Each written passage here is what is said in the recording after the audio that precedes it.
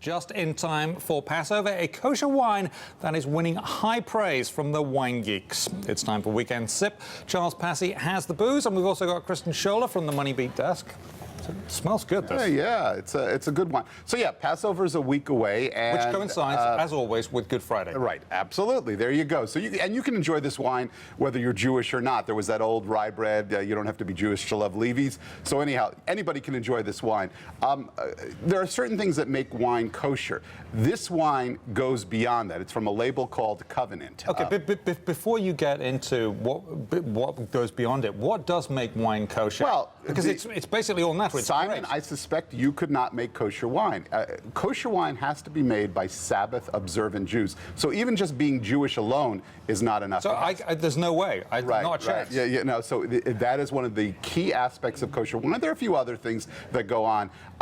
But there's also an issue in that very observant Jews say the wine can't even be served by somebody who is not Jewish. So the way around that is to do something called mavushal, essentially to cook the wine. Mavushal is Hebrew for cooked. Problem is, when you cook wine, what do you think happens?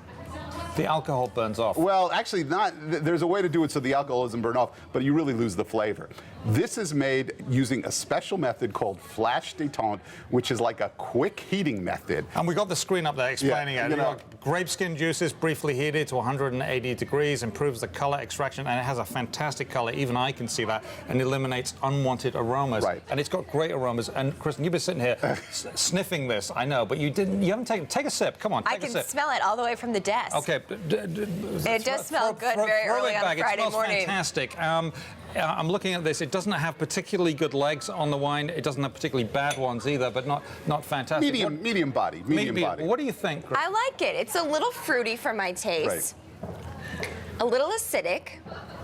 But I do like a good red wine. Right. It's got some nice body to it. What do you think, Charles? I think it's a good wine. I do think it's a little bit pricey. This is a $38 bottle, but to me this beats the traditional kosher for Passover wine, which is like sickly sweet Concord grape wine. This is a classy bottle to put on your Passover table. Where can we get this? I would imagine that would be a lot more available in New York. They do sell by mail. This is the winery's called Covenant.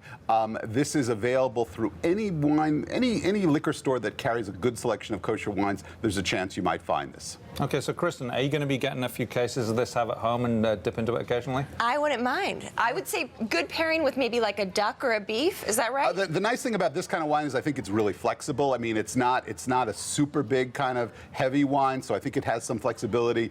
They say it's good for everything from gefilte fish to brisket. So gefilte fish to brisket. Wow. Great. Well, I never tried the gefilte fish. Thank you, Cheers. Kristen. Cheers. Thank you, Charles. Everybody Cheers. have a great weekend.